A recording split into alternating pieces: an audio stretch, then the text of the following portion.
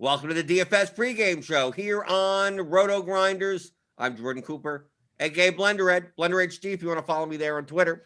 And it's Monday, so you know what we do on Monday. It's Mondays with McCool, James McCool, the co-author with me on the Theory of Daily Fantasy Sports 15-hour audio DFS Masterclass you can pick up at theoryofdfs.com. We're here answering your questions in the chat.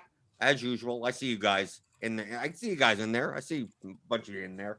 Hit that thumbs up button on your way in the door. Keep my water cold. I don't got any apple juice today.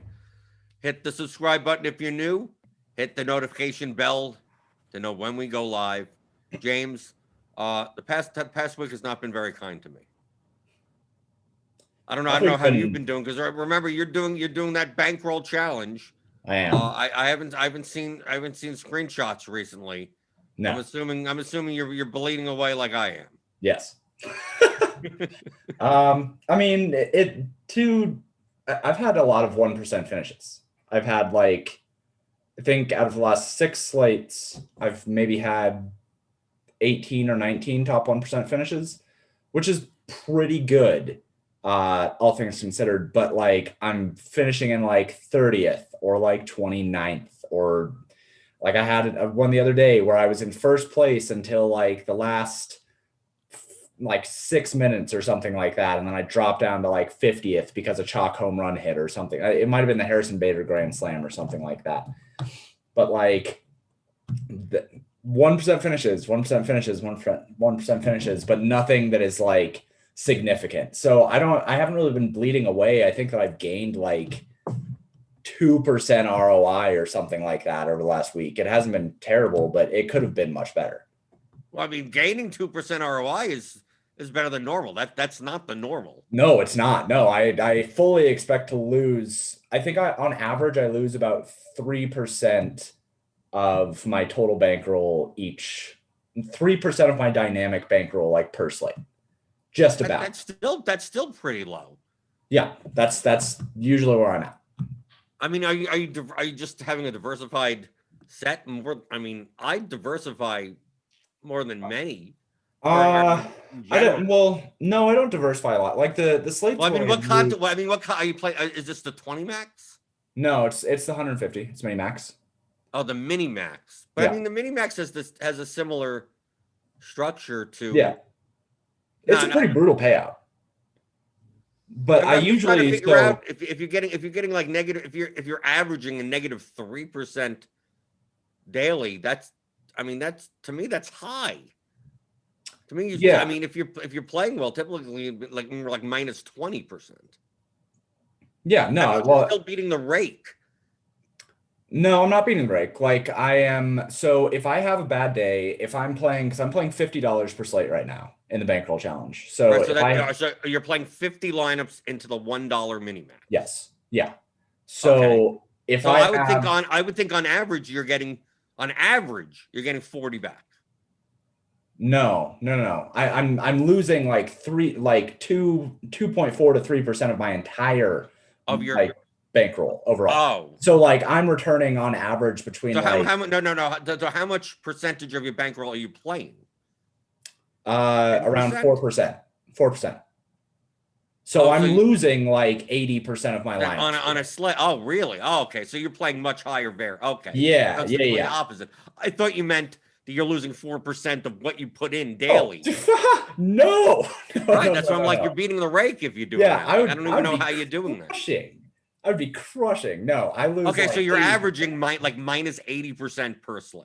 Yes, on what I have in play, I am averaging around 80% loss. Oh, so it's the complete opposite of what I just accused. Right. Of you diversifying too much. No, it's more of the fact that you're.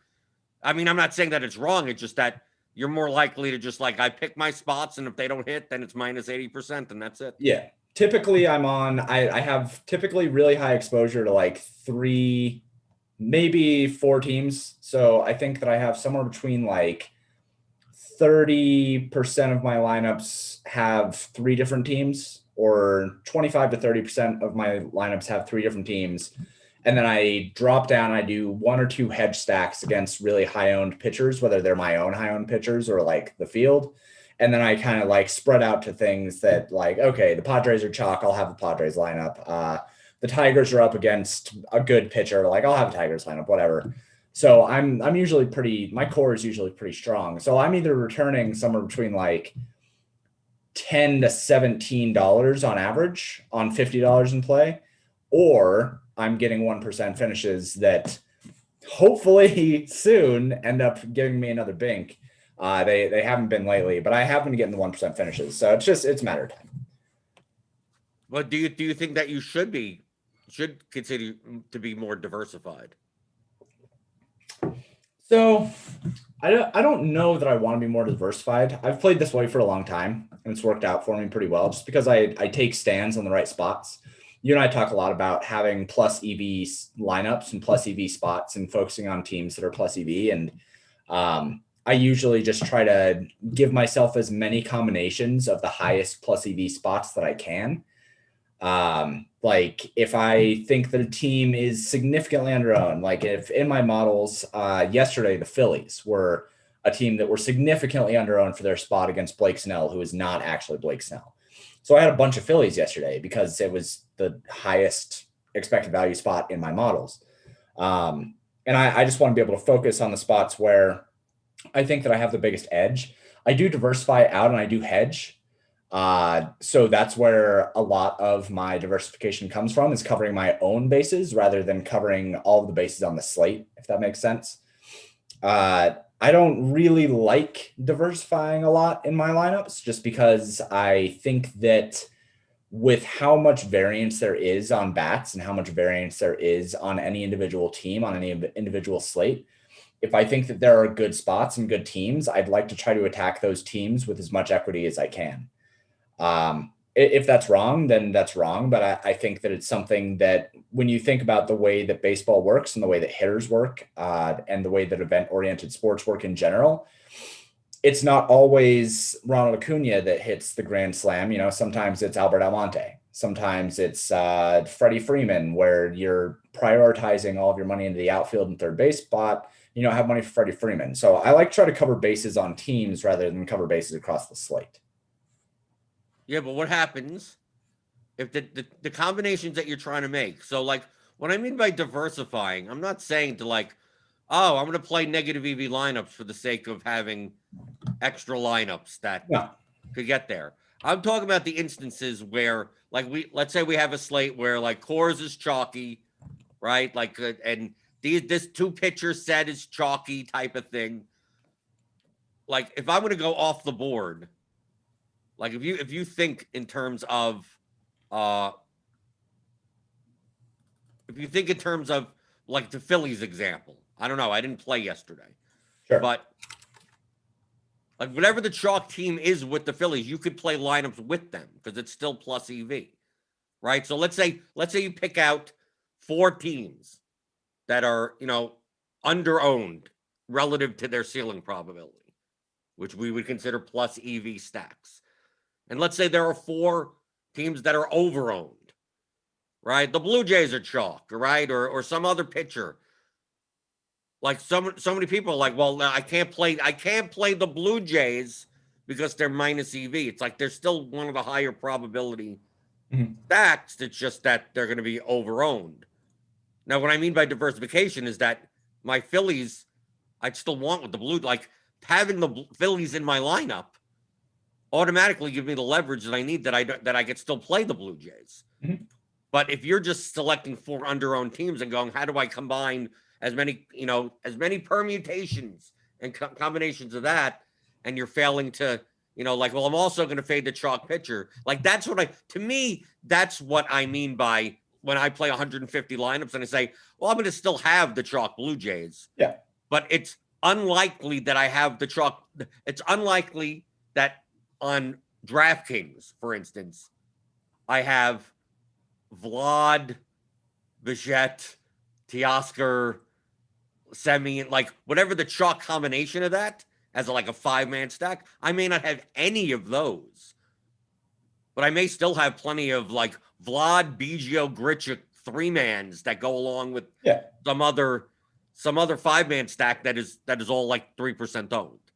Like And, to me, that's what I mean by diversifying your lineups, where like, yes, you may have higher EV lineups. This is the instance what we're talking about, where if you ran this out 100,000 times, right? We explain this in the course. You run something out 100,000 times, you get an expected value of like that line. If you simulate it out one lineup 100,000 times, you'd be like, this would be your return. And then you divide that by the number of trials to get like the dollar amount of like a $1 entry equals $1.24 on average, right? So that would be the EV at the end of the line after 100,000 trials. But to get that average, the 100,000 trials could be, 3 times you bink and the other times you lose. Mm-hmm. And the 3 binks are obviously a ton of money.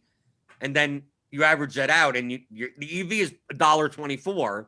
And then you have another lineup that may only bink once, but also comes in the top 1% a bunch of times for 20th place or something like that, where it's still $1.24 at the end. Yeah. So like you have more likelihood of quote winning, right, with the first one, but over the course of time, the first and the second one provide you with the same amount of expected value, but the second one is less variant. So while you could still play the high variant lineups with the same expected value, would you want to play out of 50? Would you want to play 50 of them? No, and I don't. I had, so yesterday, I said that I was focusing on the Phillies, and I was focusing on the Royals. So those are the two teams. If I was looking at my models, the Royals had a leverage score of 42%, which is highest on the slate, and the Phillies had a leverage score of 35%, which was second highest. So I had a bunch of them. The White Sox had a leverage score of negative 62%. So they were the second lowest leverage on the slate, like the second highest negative leverage on the slate. Right, but how high of a probability were they? They were very good. So they had a percent chance of scoring 8+ runs of 23% and had a 9.4% chance of being the top scoring team in my models.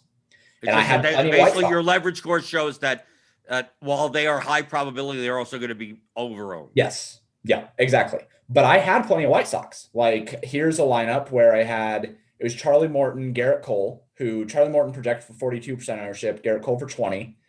And then it was a 5-3 of White Sox Royals. So like the aggregate projected ownership was only 120%, but I still had that White Sox. I still had a very popular chalky SP combo. Here's another one with Phillies where I had Garrett Cole and Freddie Peralta, basically the same projected ownership. With the aggregate ownership, it was a 4-4 of Phillies White Sox with 135% projected aggregate ownership. So like you were just saying, you don't have to fade the popular teams. You just have to make sure that you're pairing a team that is very negative leverage, like the White Sox, who are overowned, with a team that is very positive leverage. So like the Royals and the White Sox were a fantastic combination yesterday because the Royals were very positive expected value, very positive leverage. And then the White Sox were very negative leverage, but those two cancel out, especially since in my Philly stack, I had Rhys Hoskins over Jose Abreu. Now that didn't work because Jose Abreu crushed, but like being able to make those kind of transfers, I still have the White Sox, I still have Freddie Peralta, I still have Garrett Cole, but I paired it with a team that is very high leverage against the field where all these guys are only, 5% owned. JT Realmuto, 5%, Rhys Hoskins, 1%, like stuff like that. Combining those kinds of things, I do try to have that kind of a dichotomy when I'm building out my lineups, unless it's like the Braves yesterday, they were the highest negative leverage at negative 75% because my models hated them. And they were projected to be the second highest owned stack. So I didn't have any Braves. I might have had one Braves. But I mostly faded them entirely because there was no reason. Like they don't rate well in my models. They don't project well. They don't have a chance of being the top scoring team that I care about. And they're going to be highly owned. So like those are the spots that I'll fade. Right. Like I was just gonna say that the teams that I don't end up having are the ones that are over-owned and low probability. Yeah, exactly. Right. So, and also with the scope of how many of how many and what types of lineups you're building. Like what I mean by low projected, it doesn't mean at the bottom, but it could mean that a team is being owned at the third highest, but they're like the 12th best stack. Mhm. And it's like, well, there's still 11 other like I don't need to use them anymore. Right? They could be one-offs. I mean, if single players project well enough that they fit into lineup, sure. But those are the instances. I at the bottom of the scale. If we take a look, for instance, at, let's see, can I find yesterday's slate IQ? You could always kind of do this by Googling it. RotoGrinders, what was, Sunday, July 4th, slate IQ. Let's see if we could find it. MLB slate IQ. Can we see? Okay, yeah, here we go. Here we got it. Okay, remember, I didn't play yesterday, so I have no context in anything that happened yesterday. But if we just, this is for DraftKings. This goes by the plate IQ projections and the RG ownership. So it's all based on that. So if we take a look, the concept, understanding the concept matters. So if we take a look here, I organized it by winner. So this is the percentage of time this team is the 4 or 5 hitter stack is in the winning lineup. Okay. So yesterday, according to Slate IQ, the White Sox were 8.7%. The Braves were 6.9%. The Cubs were 6.2%. You could see it on the screen here. So the field is the average ownership of the 4 or 5 man stack. So the White Sox are 8.7% chance to win, but they'll be owned at 10.6% on average, which gives you a leverage score of like negative 17.9%. Okay. So now that would mean that they're slightly overowned. Now the team, if you take a look at the leverage column, the team that has the highest shot, the Cubs, were 6.2% to win, 5.4% owned, which is a difference of 0.9% and a percentage of 16.5%. So we can see here, Chicago, Toronto, and Milwaukee all were underowned, according to Slate IQ, underowned comparison to the field. Now, if we take a look at the bottom, okay, the bottom here, so like Cleveland, 1.4% chance to win. They're going to be owned 1.6%, which is not that much different, but still slightly overowned. But also look at where Cleveland is. They're at almost all the way towards the bottom, right? So even the Mets yesterday, 0.8% chance to win. Field, 0.6%. So they're underowned. But also they're extremely low probability to win. So like while their leverage score would be 41.3%, you'd be like, oh, that's better than the Cubs, right? It's like, oh, the Cubs are 6.2% chance to win and 5.4% owned for only a 16.5% difference. Yeah, but the Cubs versus the Mets, 6.2, we divide 6.2 into 0.8. Into 0.8. The Cubs have five more times likelihood of winning than the Mets. I mean, yes. So yes, they are slightly underowned. But would I be playing in 50 lineups? Would I go, well, let me jam in 20 Met stacks? Well, you could make plus EV lineups, but that would be the type of, it doesn't win often, but when it does, it wins first place. But when it doesn't win first place, it doesn't even cash. So like yes, over 100,000 trials, it all equals out. But should you be making half your lineups with the Mets? Now, would you make 2 or 3 lineups out of 50 with the Mets? Maybe. 1 lineup? You could make 0. It wouldn't matter. You prioritize something else. But I'd be more likely to prioritize Milwaukee. Like these 3 teams in the middle, Chicago, Toronto, Milwaukee, based on these numbers, Cincinnati, right? And be light on Chicago, White Sox, Braves, Minnesota. And when I mean light, it doesn't mean X them out. It just means secondary stacks or 5-man stacks that are had Danny Mendick or whatever on the white side, has a 9th hitter in it. So because once you play like the 2% owned guy inside of the highest owned stack, it's no longer a 10.6% average own. I mean, now your ownership goes down. You're playing the same team, but you're not playing the normal combination of those players. Right. But then on the bottom over here, when you see like the Padres on this list, 4% chance to win, owned at 5.4% for a negative 26.8% leverage. Now, the Padres, according to Slate IQ, is 1, 2, 3, 4, 5, 6, 7, 8, 9, 10th. 10th out of whatever, 18 it was yesterday. Now that seems like the team that there are teams that are lower owned that have higher percent chance to win. So this may be the instance where out of 50 lineups, maybe you don't even have any Padres stacks, right? Because they're lower probability and negative leverage. So it's like, why? That's like the worst of both worlds. Now, does that mean you don't have Tatis in your player? No. If you get a Padres one-off, you get a Padres one-off, right? That doesn't necessarily mean X them out. If now obviously if you're playing 5-3, well, obviously you're not going to have them in any. You're not going to have them in any lineups. But if you're playing 4-5-2-1, 5-1-1 lineups, 4-3-1 lineups, those types of things, doesn't mean don't take them out of your pool. And then if the highest raw point shortstop is Tatis, and you're building some 5-1-1 lineup with 2 pitchers and like the highest, once you get enough leverage, well, give me Tatis's raw points at shortstop for whatever his price is, then so be it. And that's what fits.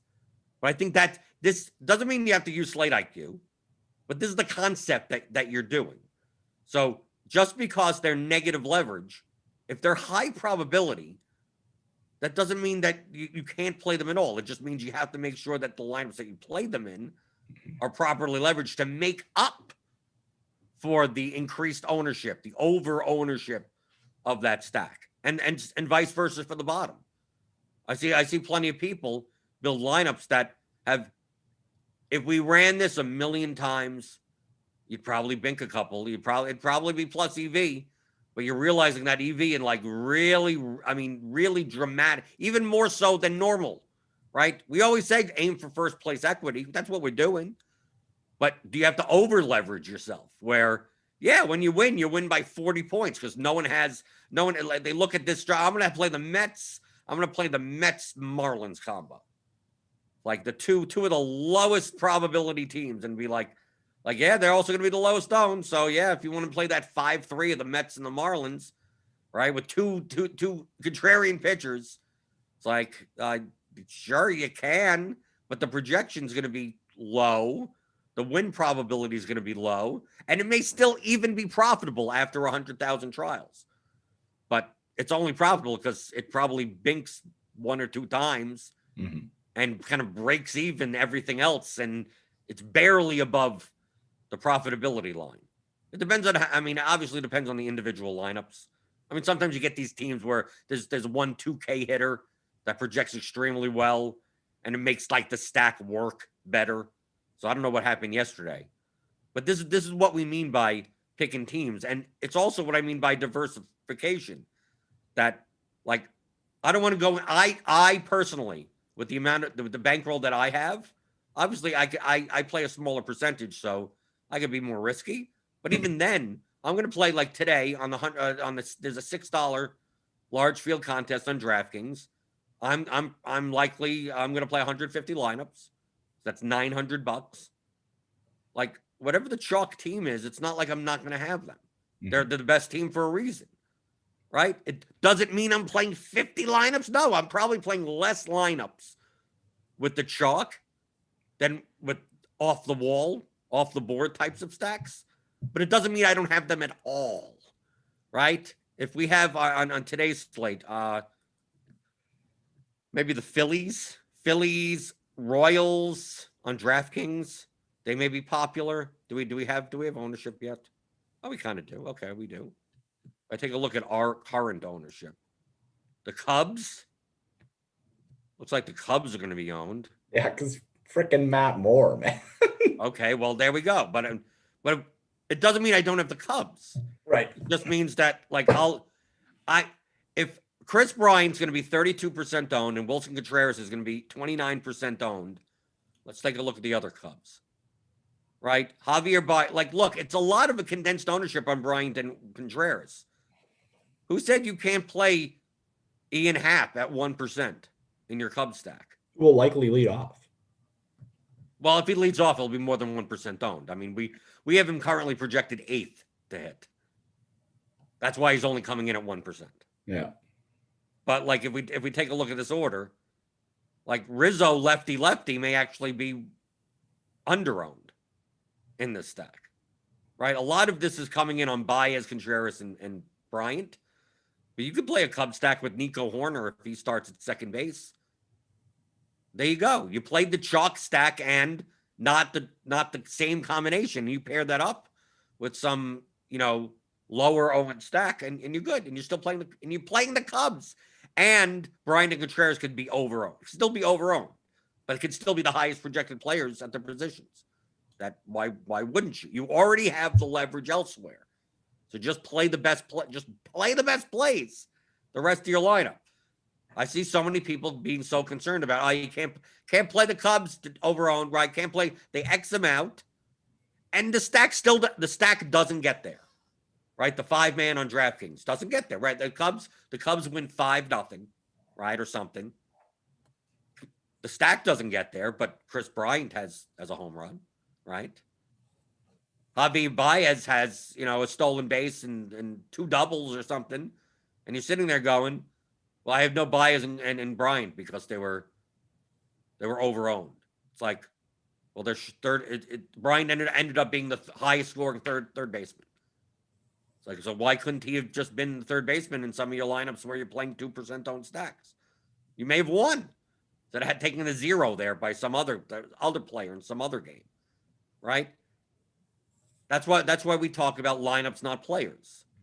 Right? Like not even the stacks. Right? You go, okay, well, I'm not gonna do players, I'm gonna do teams. But I can't stack the Cubs. I can't play the Cubs. They're overowned. So I'll X them out and play something else and hope they fail. And then they fail, but 2 of their individual batters don't. Right? One of their individuals, someone, you look on this, and Contreras at catcher has 2 home runs. Right? The rest of the team does nothing. The rest of the team, the Cubs win 3-1 on a solo shot and a 2-run homer from Wilson Contreras at catcher at 30% owned. And you go, well, I thought I made, and you think in your head, I made the right move. The Cubs were overowned. The donkeys got there with Wilson Contreras. It's like, well, why couldn't you play him as a one-off? Right? No, the Cubs did not get there. Anyone with a 5-man Cubs stack is sitting there with Wilson Contreras having 30 points, and everyone else in single digits. So like it didn't get there. But your stubbornness on I cannot play negative EV players. Like, of course you can. You could still build lineups that have much more higher. Yes, your lineup has more win equity than a Cubs stack, but the one-offs, the 3-mans, the 2-man, whatever, the secondary part, I think people fail too much on I care more about what I'm doing in my primary side on both sides. When I play FanDuel and I'm playing 4-3-1, I'm primarily allocating my lineups based on the 4-man stacks. Mm-hmm. The 3-man stuff is I want as many combos. So it's like I almost like even it out. I do the same thing. Right. I almost the secondary parts of the lineups, I almost want as even as possible. So if I'm playing 10% of one primary stack, like I'm playing that 10% with as many of the secondary stacks that fit as possible. Yeah. Right. Rather than care about what my allocation of secondary stuff is. If Wilson Contreras on this slate on DraftKings ends up fitting into 42% of my lineups, then that's just the way it. Then that's what it should be. Then if I'm on DraftKings, I'm playing like 5x. I'm just gonna obviously not 5-3, but like if you're playing like a 5x type of thing, and he's the catcher. I mean, if we take a look at the slate, I mean, what the hell do we normally have a catcher? Okay, we actually have JT Realmuto projects even better than that, and is cheaper, so he may be the chalk. And it's like Perez, who's awesome this year. Yeah, but actually, according to the bat, actually projects less than Realmuto and Contreras, at least currently. Well, and that makes sense because it's Zach Davies and Matt Moore. That makes sense. But I'm saying if JT Realmuto is 3,800 and projects for almost 11 points, and he's going to end up being chalk, like who cares? He's the guy as the one-off. He's the guy that fits. Like, especially when the disparity between players at a scarce position is so high. If we take a look at the bat projections for catcher today, we have Realmuto at 10.5, Contreras at about 10, Perez at 9.4, Grandal at 8.3. Then we have like 3 guys at 7, and then it just dips. Yeah. So it's like the difference between Realmuto and Contreras is like 3 or 4 points higher than like any other catcher on the slate. And some of the catchers that are same price. I mean, like Narvaez and Stassi and Jeffers and Haas and Vasquez. I mean, these are all high 3K, low 4K catchers.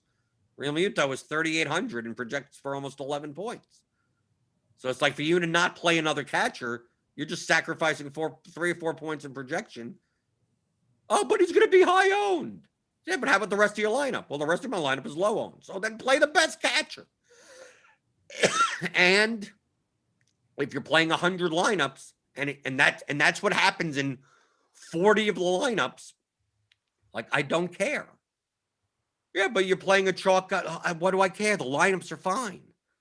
Right? People get obsessed with this over the field, under the field crap. It's like, if the lineups are fine, what do I care? What do I care? Look at the individual lineup and go, well, should I be playing? I have 3,800 to spend at catcher. Everything else makes sense. Am I not supposed to play the highest projected guy here when I already have a low owned line? When I already have a lineup that's low owned enough, then just play that guy. That's it. So once you look at it individually, then it's like, well, I have 40 lineups like that. Oh, well, then so be it. Then you got 40 lineups like that. If the highest projected pitcher on the slate is 6 points higher than anything else, and you have 84% of them, then what else are you supposed to do? Not play the best lineups? Play the best lineups. I would push back on that a little bit. Why? Well, because I think that like the 40% example makes sense, but like anything over 40%, as soon as you start having that, especially on a chalk hitter, I really, really try to avoid that. That being said, I play 5-3 and 4-4. I don't play one-offs. Right. So yeah. So you're never in that situation. No, I am never in that situation. But I also say not to try to put yourself in that situation. If it's like if you end up with 60% Wilson Contreras today, or Realmuto, you are more conservative than I am. So if you end up with 60% Wilson Contreras who projects for 30% ownership, you're okay with that. Well, I would never get to that point. I'm just saying that individually the lineups wouldn't be what your caveat is. What I was going to say next. Okay. All right. Continue. It's a matter of now you're talking about a matter of diversification. Like, that's separating strategy with diversification. Is the individual lineups could be fun. Like, let's say you're building lineups with you're picking low owned teams for your primary stack. You're playing 5X. Okay. You're not all 5X, but mostly 5X, right? We'll get into. So you're going through and you're like, this lineup's good, this lineup's good, this lineup's good, and they all have Realmuto in the lineup, or whatever, the highest projected catcher who's going to be mega owned. All that means is that your allocation of 100, 150 lineups, whatever amount of lineups, is highly variant on that one player. Mm-hmm. And the player is going to be high owned. So it doesn't even gain you that much. Like that player's only in there because he has a high projection. Mm-hmm. Your lineups are already leveraged enough. Well, one thing you could do is play lineups that aren't as that are even more leveraged, aren't as leveraged enough, where playing Realmuto in those lineups wouldn't even make sense. So you'd play some other lineups. So to me, it's not, neither is like that. That's what's hard to explain, James. Right. That it's not a mistake. The individual lineups, the expected, one of the biggest things that you need to wrap your head around is that you could build on today's slate 45,000 lineups that have almost the same exact expected value. Now, the distribution of their outcomes may be different, but over the course of 100,000 trials, their range of expected value on average is about the same, right? Or within a certain range. Maybe I'm exaggerating on today's slate because it's 9 games. Maybe not 45,000, but a lot, thousands. That doesn't mean you have to play that distribution. It doesn't mean you have to play. If you're going to, I'm going to play 50 lineups. It doesn't mean you have to play all the same ones that have the same distributions. It also doesn't mean you have to play ones with different distributions. If we played this out 100,000 times, you'd end up with the same amount of money either way. The problem is you're not going to be playing it 100,000 times. So maybe you could find, James, you're building 50 lineups, 50 lineups that use JT Realmuto as catcher. That if you simulated it out, have X EV, and they all have the same EV, right? They all have the same, within marginally different, right? Yeah. But now you're 100% JT Realmuto, right? Now, if you played it out 1,000, who cares?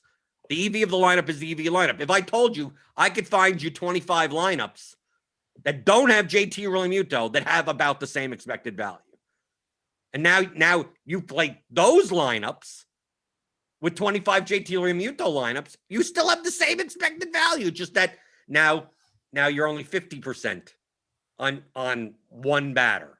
Yet right. Your lineup set as a whole still has about the same expected value. So the difference is that one is less variant than the other. One, it's the same expected value, but it's more diversification. That's the difference between strategy and diversification. You could find 50 non-JT Realmuto lineups that have the same expected value, that have a similar range. Which one? And then someone will ask, James, given the choice, which one is best? And there is no way, there's no such thing as best. They're all the same. Mathematically, the set of 50 that you made, you have a set of 50. You have three versions. A set of 50 that has 50 JT Realmuto lineups, a set that has 0 JT Realmuto, 50s with no JT Realmuto, and then one with 25 and 25. And people would go, well, maybe the 25 is the best. And the answer would be, you're wrong. They're all three are still equal to each other, right? Mathematically. Yeah. All three are equal. If you played this out, you'd end up with the same amount of money either way. But the difference is that you're more diversified in the middle one. So your risk goes down, right? Because actually you're playing lineups that are actually hedged against one another. Right. Right? So technically so, the range, even if it's marginal, actually you're sacrificing expected value. That middle one may actually have a slightly lower one, because if JT Realmuto does well, that means half your lineups are dead. Right. And if JT Realmuto does poorly, that means half your lineups are dead. In the other two cases, where you're going either all in or all out, those lineups are more correlated to one another. And obviously, when we talk about lineup correlation, just in your lineup, correlation increases your variance. So really, the only difference is that the middle one, when you have half and half, is lower variance. Now, if you're playing less percentage of your bankroll, you could be more tolerant of risk.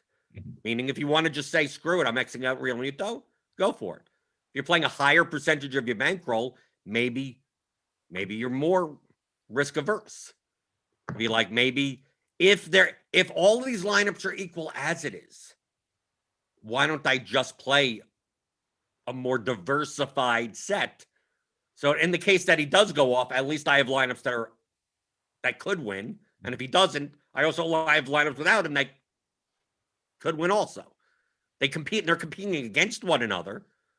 But I'm more likely, if I put in $50 with the first and the third one, all in and all out, you're more likely to, when you put in $50, you may get 85 or 6, right? something back or whatever. In the middle one, you may end up with like 54, 46, right? Because either it does well or something, and you always have some lineup in there. But between those three, none of them are there's no correct answer to that, right? That's all in relation to the risk that you're taking in your lineup portfolio. Mhm. So it's quite possible that me and you can build a lineup portfolio on this slate of 50 lineups each. And it's quite possible that our lineups could look dramatically different, yet our complete lineup set, if we simulated it out, would end up coming very close to one another from an expected value standpoint. Yeah. You could pick completely different stacks from me. You could choose to X out JT Realmuto. I could choose to play him in all of my lineups. And we run a simulation 100,000 times of the slate. And your lineup, your 50 set and my 50 set, it's quite possible the expected value ends up being, the return ends up being literally the same.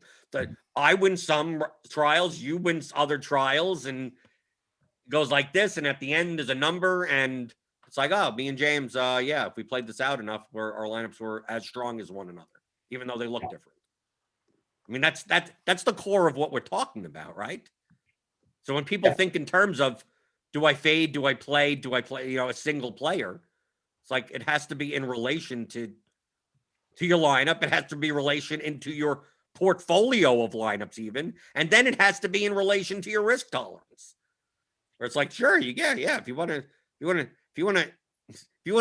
hit the lock button, go for it. Just build good JT Realmuto lineups. And if you want to hit the X button, fine, hit the X button. Just build good non-JT Realmuto lineups, right? The non-JT Realmuto lineups, if let's say he's going to be whatever, 1,000,000% owned, probably look a little bit chalkier, right? That's pretty much that's the only, like, if you're going to play a low owned, they're going to be a lot of lower owned stacks in those lineups, in the JT Realmuto lineups. In the non-JT Realmuto lineups, you may be playing the chalkier stacks, right? Because you already got leverage by fading the chalk one-off catcher. Right. Yep. So, I mean, if you were to look at this slate individually, like if you planned on playing JT Realmuto, or if you plan on playing Wilson Contreras, or if you plan on playing Chris Bryant was the other like super high owned guy, you're likely going to need to come up with pairing them with the lower owned stacks, right? With as we're looking at it, it kind of looks like the Brewers will be low owned. It looks like Texas is always low owned, stuff like that. You're going to have to come up with these lower owned stacks to pair them with so that you can end up cancel or evening out the leverage that you have on the slate. If you were to fade those guys, if instead of playing them, you fade them, now you can expose yourself to some of the like middle owned stacks. You can expose yourself to, say, the Padres, or you can expose yourself to, I don't know, the Twins maybe will be popular on the slate. Maybe you have the Phillies, but you don't have JT Realmuto, but you have Bryce Harper and you have Dean Segura and those kind of guys. So I think that when you look at it that way, that's one of the other reasons why I do prefer to fade heavy chalk, is because then I can expose myself to higher owned lineups and higher owned pieces of these kind of secondary pieces. And that's something that we see a lot with NFL as well, is like when you see the teams that have a total of like 52, an over under 52, and those teams have like an aggregate of, I don't know, 110% ownership or something like that. And then you see the game that has an over under 49 and their aggregate ownership is only like 65 or something like that. We're talking 2 points. We're talking 2 points in an over under. If you fade the super high owned piece or pieces of that 52 over under game, you can expose yourself higher to the pieces of the 49 game, because those players are not going to be highly owned, and they have a similar ceiling, they have a similar projection, they have a similar median outcome, and likely similar standard deviations as well. But you are able to eat the better pieces of that game because you faded the better, or quote unquote best pieces of the top owned game. So that, I mean, that extends across sports. You know, you can talk about it for MLB, talk about it for NFL. You can talk about it with any of that. The core concept of there is this high-owned piece or high-owned pieces of these games. If you are avoiding one or two of them, you can have a lot more exposure to the secondary chalk, to the third piece chalk, where these guys are going to be like 10 to 15% owned. You know, the White Sox maybe 10, 15% owned. The Red Sox, we're looking at it, you know, 10 to 15% owned. I think the Red Sox are a perfect example.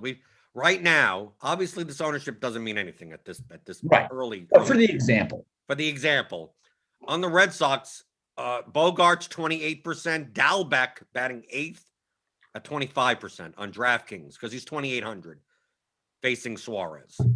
All the other guys, Kiki 15%, Verdugo 7, Martinez 9, Devers because it's lefty and he's 5,600 4%, Vasquez 5, Danny Santana 5. Mm-hmm. Who says you can't play a Boston stack without Bogarts and Dalbec? Yeah, I mean you could easily, and then take the money that you're not spending 5,500 at shortstop with, and you're playing. I mean, you're playing Baia. You're playing the Cubs stack. I mean, you could play the Cubs and Boston, and still be leveraged. And these are the two highest owned stacks, right? And in aggregate. And you could play Baez instead of Bogarts. And you could play Rizzo instead of Dalbec. And then, like, you're playing Rafael Devers instead of Chris Bryant. Right. And you're still playing both of the same exact teams. And your lineup is half is owned. And then you can play Wilson. You can play anyone you want at that point. At 40% owned. And it doesn't matter because the rest of the stack is in the 4% range. Right. And you're still and then what ends up happening, what you hope that ends up happening, is that both teams go off, and Chris Bryant is the one with 9 points. Right? It's not saying he does poorly because the team does well, but it's like he's the one that got on base twice. He walked twice and scored a run, while Javi Baez had 2 home runs. Right? Where Bogart still got on base, but Devers has a 3-run bomb. But Bogarts is still just sitting there with 7 points. Right? Like, yeah, he was part of the stack, and maybe Vasquez.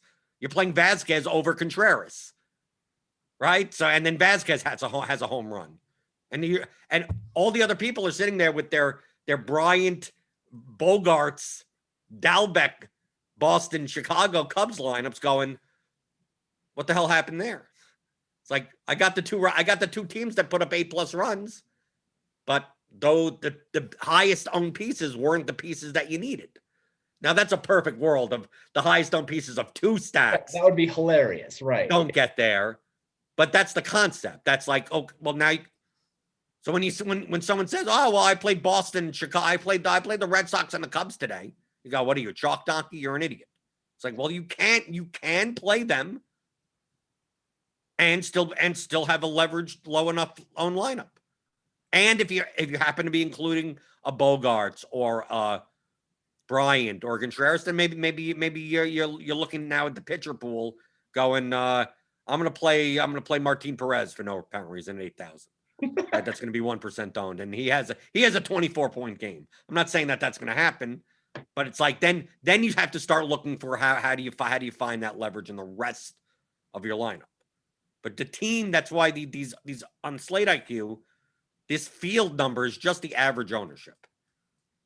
Like 10.6 for the White Sox yesterday. Like I assume if you could have played the White Sox in a weird way and been just the average stack ownership would have been lower than some of these other teams if you played like the main pieces of if you played the main pieces of the Twins.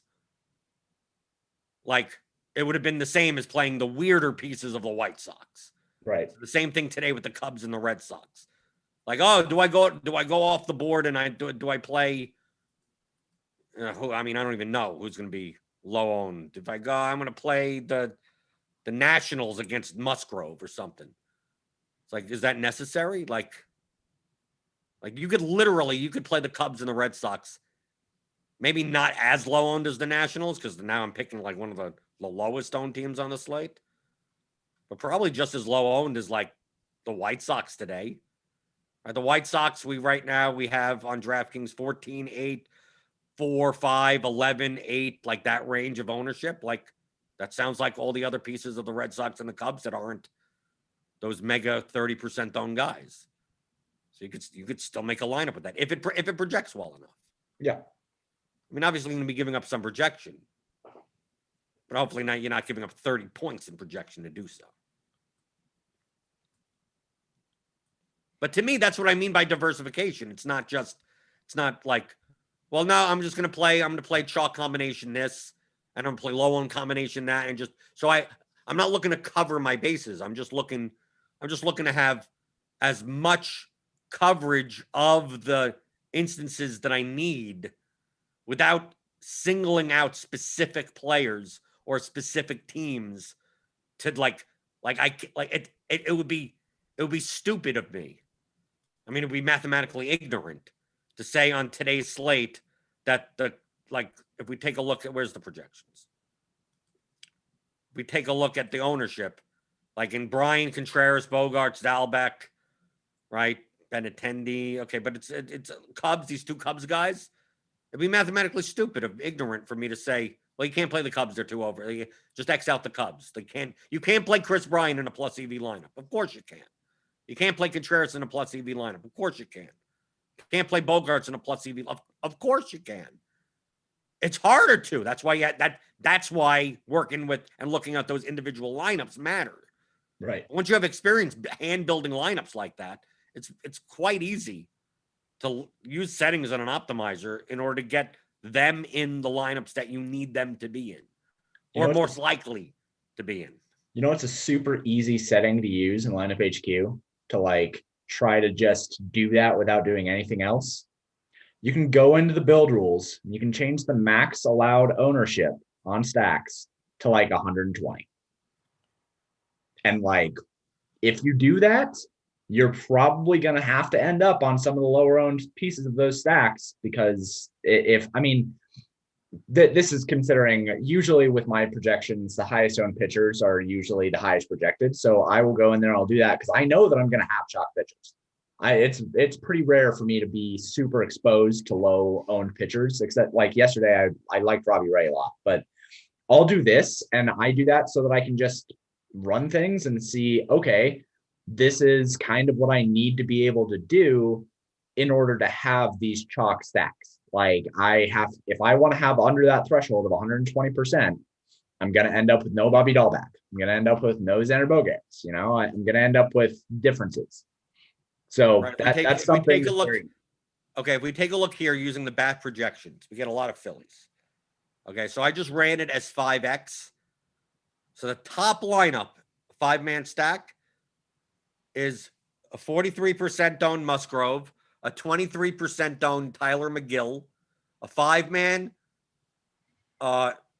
Padres stack with Bryant, Baez, and Benintendi.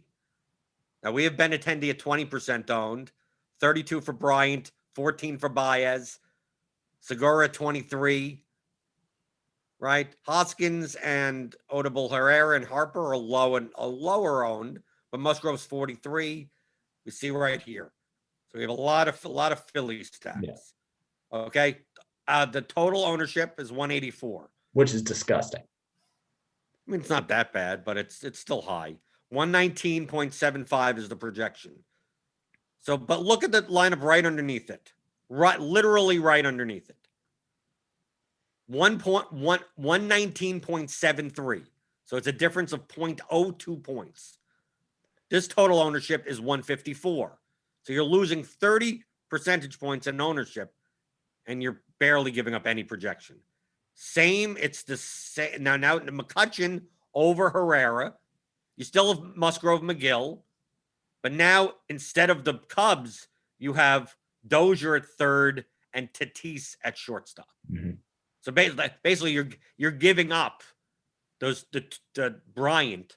But he's 32% owned, but he doesn't project that much better. He still projects better than this lineup, but not so much that you can't find a combination that is now lower owned at 154, right? We can scroll down here Do we see anything at 147? Here's one with Riley, basically that same lineup, but no Harper. You're playing Riley at third base. And Instead Kobe of playing Alalo. McGill, you're playing Colby Allard. Yeah. Right? It's still playing Tatis and Benintendi. So you take a look at these lineups. 147, 146, here's a 147, here's a 143 at 119, 117.9. So once I take a look at some of these lineups, like this is just me putting in this is like the projection chalk type of lineups. 134. So maybe I want to find lineups that are more like that 134 lineup. Right? So I'm going through. Okay. So 134 was the lowest. Right? Yeah. I mean, it's so easy to just go in here and type in 134. There you go. Right? It's like I found two lineups that are that low owned and still project well. Let me see if I can find more that are 5-man stacked. They're probably still going to end up being. Now you have to look for non-Phillies ones, but I mean, now I'm not going to build a whole 100. I'm just going to build, 20, 25. Right? So here we go. 118.06. The bottom one is 115.8. Okay, so we're still fine. Yep. And now we find ones at 128, 125. Right? We're going down here. 124. Here's 124. It's a 5-3 Musgrove Allard, and it's a 5-3 Phillies Royals. Merrifield, Dozier, Benintendi. And you're playing Gregorius now at shortstop instead of Segura at second. And you're playing McCutcheon over Herrera. 117.09 at 124. That's nice. Right. What's wrong with this lineup? And you're able to play a chalk Joe Musgrove because look at the ownership of your lineup. You're not playing any Cubs and you're not playing any Red Sox. Right? Are there any lineups with Cubs or Red Sox in here in this set that I made? I doubt it. A little bias. But that's the only way that you're able to get your ownership down. But let's say, for instance, I X out Joe Musgrove. Right? Just a for instance thing. Not saying that you would do it. Because he's currently Woodruff and Musgrove are the two highest. Because Musgrove's 8,700. He allows you to fit stuff in. Right. So now if I X out Joe Musgrove at 43% ownership, now that total from 134 could go down even lower, but it also gives me the option now. I'm assuming I may get some Cubs and Red Sox. You'll get some because in order to make up the projection, maybe it's going to use hitters instead. We'll take a look without Musgrove in this lineup. We'll probably get some more. We'll probably get McGill Allard pay up with Tatis. I guess we're going to get a bunch of those. I could see. Yeah, here, Tatis is in a ton. Right, McGill. Now we're getting a lot of Real Muto. Right, here's Rizzo. Here's Bryant. See here, Bryant. Yep. Bryant didn't even come up in the last run. But now that we're not playing Musgrove, now to fit it under 134 projected ownership, now you're able to use him, right? Because now lineup's not players. It's able to put him in. Right, so if you take a look at the Chris Bryant lineup right here. Let's see, the top Chris Bryant lineup is still a 5-man Phillies because that's all we're getting. Bryant at third, Fernando Tatis at short, and Ben Gamel at 2,000. McGill Allard, right? It spends 49.2. It leaves 800 on the table. But Ben Gamel's 2,000 and 1% owned, according to our projections. So this would be fun. What's wrong with this lineup? And you're playing chalk Chris Bryant. Yep. Or is there any Contreras? And yeah, I found a Contreras lineup. Right, here's a Contreras lineup. McGill Allard, Dozier, Tatis, Contreras, and the Philly stack. Man, Allard kind of seems like he's going to be popular, doesn't he? Well, against the Tigers at 7,900, he doesn't have much strikeout ability. I don't know. Yeah, and the Tigers are not that bad. The Tigers are probably better than the Mets. No, they're probably better than the Mets. Right. But this is just the example of this is what I'm showing you of the example of lineups, not players. You could find low-owned lineups that project well that you could play in large field GPPs. And you could play Bryant lineups. You could play non-Bryant lineups. You could play Real Muto lineups. You could play non-Real Muto lineups. But the only way to get your leverage your ownership all the way down is very similar to what we say about small field GPPs. It's like, okay, there's going to be a chalk pitcher, there's going to be a chalk stack, and there's going to be a chalk one-off. Like, if it's a large field GPP, fade 2 of them. If it's a small field GPP, fade 1 of them. And then pretty much do whatever the hell you want. Yep. Like it's the same. That's a very broad-based way of what we're showing the details of. It's a very easy way to think about it, though. That's what I tell people to do. Just think about there's 3 points of leverage that you have to think about. Top owned pitcher, top owned secondary pitcher, top owned stack. Just think about them. If you're in a large field, drop 2. If you're in a small field, drop 1. That's it. That's it. And then build whatever higher projected lineup you can. Yeah, and just move on. And there you go. And there you go. And build the second one, and build a third one, and you could, whatever 2 that you fade in that lineup doesn't have to be the same 2 in each lineup. Right. And then hedge. And then later on have one of those 2 and then fade the other one. Right. Fade the other one. Right. The one that you have the most of those 3 points, find a way to hedge against him. Like, right. The negative correlation of that. There you go. Right. If like for instance, if you're going to play, I'm going to play Musgrove. Let's say in this example, it's Musgrove, Phillies, right? We're getting a ton of Phillies and Chris Bryant. It's like, well, one lineup you're fading Musgrove, but in another lineup, why don't you play the stack against him? Yeah. Right. Like if you have 60%, if I like run later and I have 60% Musgrove, which might happen, I would consider myself insane if I didn't have some national stacks. If you want to hedge, if you want to diversify more. Which I would. If I have 60% of somebody, that's usually what I do. But that's me, of course. Like I would want some national stacks in that instance. And like if I have a whole bunch of Phillies, I probably am gonna want like a single Davies lineup, maybe, just in case it goes completely wrong. I just like that's my favorite way to think about diversification. Take those leverage points, look at what you are heavily reliant on, find a way to make sure that you cover at least a couple of those bases, and then just build good lineups. That's all. Right. I mean, but that's very similar to that's what hedge funds do. That's why they're called hedge funds. Right. That's why they're called hedge funds. Right. Right. And that's the whole point of the options market. That's the whole point of all. That's what's the use of it is. It's like when you're overweight certain positions and you need to mitigate risk.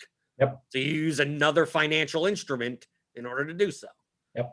So that's what you're doing in your lineup. It's very similar to finance.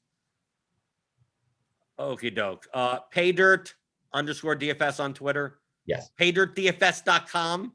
Yes. I know you post on Twitter a bunch of model stuff that you're doing over there. Yeah, I have, esports is still going to be going strong, even with NBA finishing up here pretty soon. We're going to have esports all the way through the summer. Obviously, we have baseball. I just finished a new piece of my baseball model with the pitcher range of outcomes now.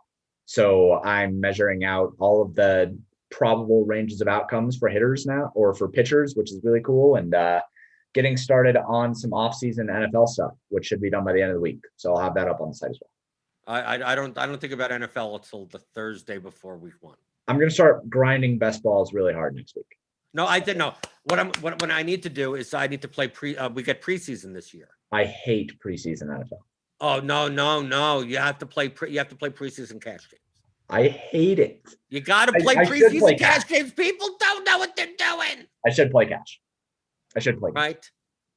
I mean, the only reason I do it is because there'll literally be news on Friday that like the first team won't even be playing. Yeah. Right. And then you'll still get David Montgomery 12% owned. I mean, you just wonder like what the hell's going on, especially like the showdowns. And then you'd like on the showdowns for preseason cash, you just like give me like you could play like 4 quarterbacks and 2 defenses and then like you cash. Like there you go. That's all you need. Right? Because no one's going to be playing more than a quarter. I'm barely over a quarter. So why are you playing running backs and wide receivers? Right. You only play the one quarterback's going to play one half, the other quarterback's going to play the second half. You play both teams, and the defenses play the whole game, no matter who's in. And there you go. I mean, it's not exactly that easy with the kickers because there's not going to be some, the secondary kicker or something. It's going to be one kicker. But to me, that's I don't know if that does that edge still exist. I mean, the last time I played it did. I can't imagine. I look in double ups and people they're playing wide receivers that literally play a quarter and get 2 passes and right. Like how'd you expect to get there? And then you see all the players that are just like someone is legitimately playing, the starting running back that has literally been said 2 days before will not be dressing for the game. Right. And he'll be like 8 to 10% owned. Yeah, I should play cash games. You're right. I should. I don't have anything else. That's the only reason. But typically, yeah. I wait until a Thursday before week 1 before I figure out who's on what team. Right. Like that, I don't even know. I mean, I do that for baseball also. I just Lindor's on the Mets now. Well, when did that happen? Yeah, must be. Nice, he got this big contract that obviously is not worth anything. Must be nice, Mister doesn't build his own models. I kind of have to care. Yeah, I know. That's why I don't. That's why I don't need to care. I know. Okay, click the like button, thumbs up button on your way out the door. Subscribe button if you're new here. Notification bell to know when we go live. Got Grinders live later today. 9-game slate. 9-game slate. No weather concerns. I don't think so. Seems like all green on the weather. And try to put these thought processes into play. It's nothing anything different than we talk about. I mean, it's not like we repeat the same thing over and over again, just in different ways. So we'll cover today's slate tomorrow. See what happens. Let's see what chalk gets there, what chalk doesn't get there. Let's see if I could possibly have the right combination tomorrow. Let's see what happens, and then we'll review it tomorrow and talk more of DFS strategy, as we always do here at 11 o'clock in the morning Eastern for the DFS pregame show on RotoGrinders.com.